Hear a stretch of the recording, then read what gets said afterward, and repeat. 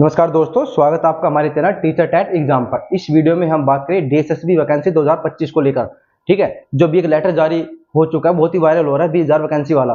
उसमें क्या सच्चाई है और क्या उसमें डिटेल है, वो सारी हम आपको बताएं। इसके साथ ही साथ क्या पीआरटी में वैकेंसी आएगी या नहीं आएगी, और टीजीटी पीजीटी में नई भर्ती कब देखने को मिलेगी, और जो टीजीटी पीजीटी के फॉर्म भरे गए थे उनके पेपर कब तक होने के चांस है, क्योंकि बहुत से लोग बहुत समय से इंतजार कर रहे हैं। तो सारे जो भी डाउट आपके इस वीडियो में हम दूर करेंगे। तो आइए वीडियो शुरू करते हैं। तो बात करते हैं डीएसएसबी 2025 को लेकर के। ठीक है, क्योंकि 2024 तो आपको पूरा जा चुका, आपको पता है कि एक महीना बस बचा है। ठीक है, तो इसमें जो भी काम हो सकते हैं वे भी आपको बताएंगे, और 2025 में कौन सी वैकेंसी आएगी, क्या मामला है, सारा उसके क्लियर करेंगे।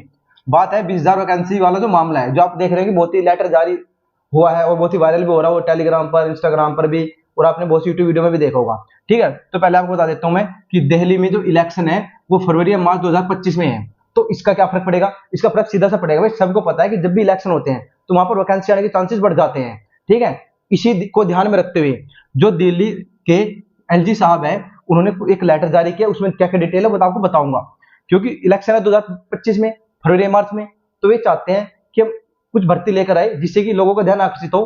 ठीक है, और उनकी वोट बैंक बने। तो उसके लिए मैं आपको बता देता हूं कि दिल्ली के एलजी साहब ने क्या लिखा उस लेटर में। पहले आपको बता देता हूं, उसमें लिखा है कि 1 वीक के अंदर अंदर सभी खाली पदों का ब्यौरा मांगा है। उन्होंने कहा कि एक हफ्ते के अंदर अंदर, उन्होंने एक टाइम बाउंडेशन बांध दिया है। ठीक है, आपको पता है कि बहुत सी बार उन्होंने बोला भी है कि हम भर्ती करेंगे, ये करेंगे, वो करेंगे, लेकिन इस बार उन्होंने बिल्कुल स्ट्रिक्टली बोला है कि एक हफ्ते के अंदर अंदर मुझे सभी पदों का ब्यौरा चाहिए कि कहां पर कितने पद खाली है। ठीक है, और आने वाले समय कितने पद खाली हो सकते हैं, हमें कितने पदों पर वैकेंसी लेकर आनी चाहिए।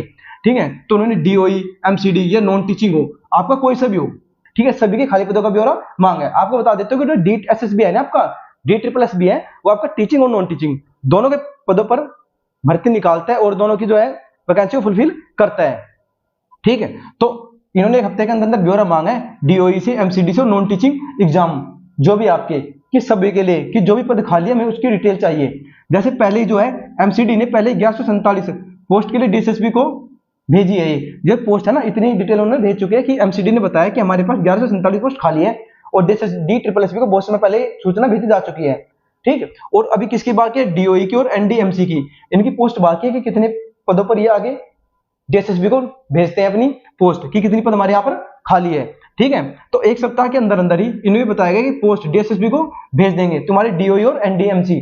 अब क्या डीएसएसबी सबके एग्जाम एक साथ ही कंडक्ट करवाता है? पहले एग्जाम अलग अलग होते थे, डीओई अलग करवाता है, एमसीडी अलग करवाता है, एनडीएमसी अलग करवाता था, ये नॉन टीचिंग वाले एग्जाम ये सब अलग होते थे। अब क्या है, अब सबकी जिम्मेदारी सिर्फ डीएसएसबी के ऊपर है, और डीएसएसबी बोर्ड है जो आपका, वो टीचिंग और नॉन टीचिंग दोनों के एग्जाम कंडक्ट करवाता है।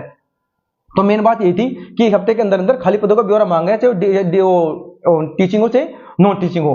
और जैसे इन्होंने एमसीडी से भेजे थे 1147, कुछ नहीं होगा तो 1147 पदों पर तो पीआरटी में भर्ती आएगी ही आएगी।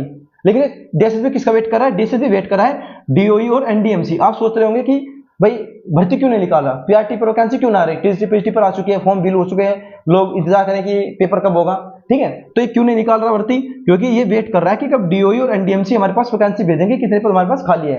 अब एलजी साहब ने स्ट्रिक्टली ऑर्डर जारी कर दिया कि हफ्ते के अंदर अंदर हमें डिटेल चाहिए। दूसरा पॉइंट क्या है? दूसरा पॉइंट है कि ऐसा नहीं है कि मैंने कह दिया और हमें ऐसी बात चलती रहेगी, नहीं, ये हर हफ्ते स्टेटस देना है, हर हफ्ते स्टेटस देना है कि हम इस पे काम कर रहे हैं या नहीं कर रहे हैं।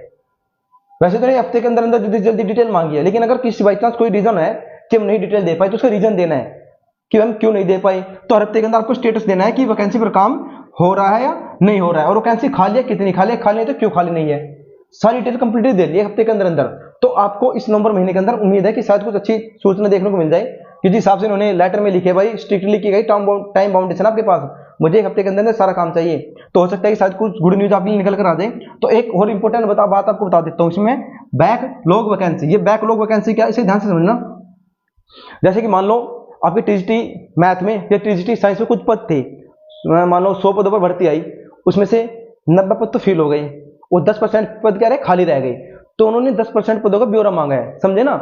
जितनी वैकेंसी थी अगर फुलफिल नहीं हो पाई, जैसे कि भाई डीएसएसबी में क्या होता है, जो पार्ट भी होते हैं उसमें अलग अलग आपको पास होना पड़ता है, 40% नंबर चाहिए दोनों में अलग अलग। मान लो आपके फर्स्ट में 40% आ गए, सेकंड में 40% नहीं आई, तो इस वजह से क्या कि बहुत से पद खाली चले गए। जैसे टीजीटी मैथ में बहुत से पद खाली जाते हैं, कई बच्चे सेकंड पार्ट में 40% नंबर भी नहीं ला पाते। तो इसको बोलते हैं बैकलॉग वैकेंसी, कि जो वैकेंसी क्या थी, वैकेंसी आई थी बट कंप्लीट पोस्ट फिल नहीं हो पाई। जैसे 1000 पदों की वैकेंसी आई थी, 700 भर पाई तो 300 पद खाली रह गए। तो उन पदों को डिटेल मांगी उन्होंने, कंप्लीट डिटेल, कि किसमें कितने कितने पद खाली है। टीजीटी पीजीटी पीआरटी में, समझे ना।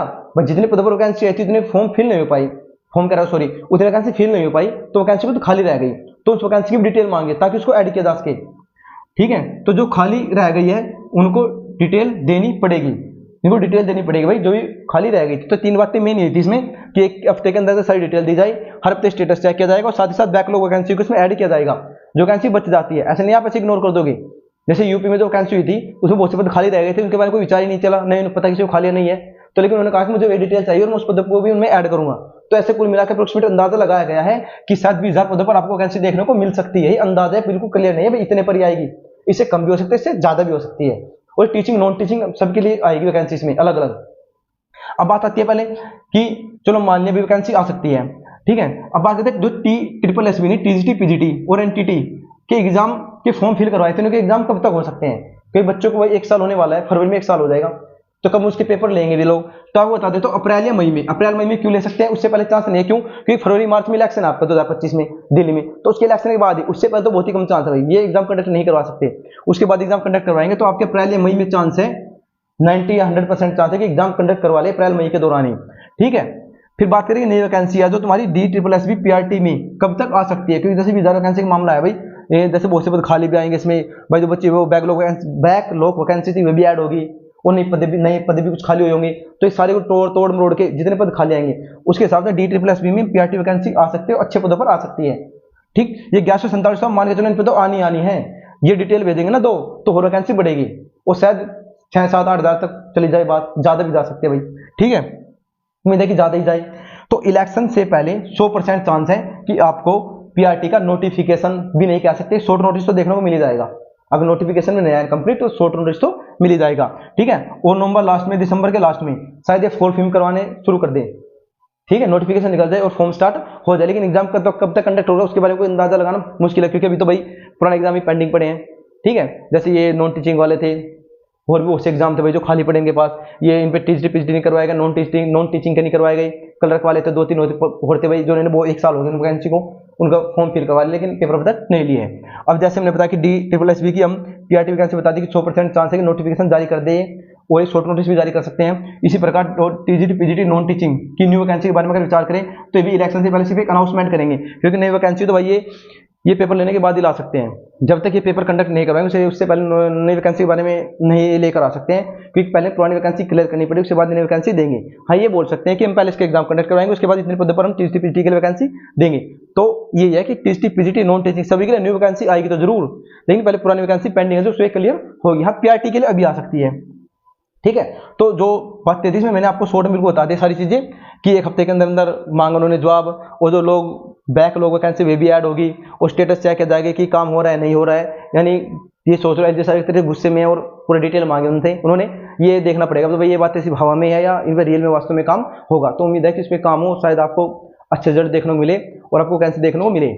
ठीक है, और हम इसके साथ ही साथ हम अब डेली एक वीडियो बनाएंगे DSSB के लिए कि आपको जनरल पार्ट की तैयारी कैसे करनी है, उसमें मैथ की, रीजनिंग की, हिंदी की, जीके की, सब चीजों में तैयारी अलग अलग कैसे करनी है, सब टॉपिक पर अलग अलग वीडियो बनाएंगे 4-5 मिनट की। जैसे मैथ आपको कहाँ से पढ़ना है, फ्री में कहाँ से पढ़ना है, कौन कौन से टॉपिक इंपॉर्टेंट है, हिंदी कहाँ से पढ़नी है, कौन कौन से टॉपिक इंपॉर्टेंट है, इस तरीके से।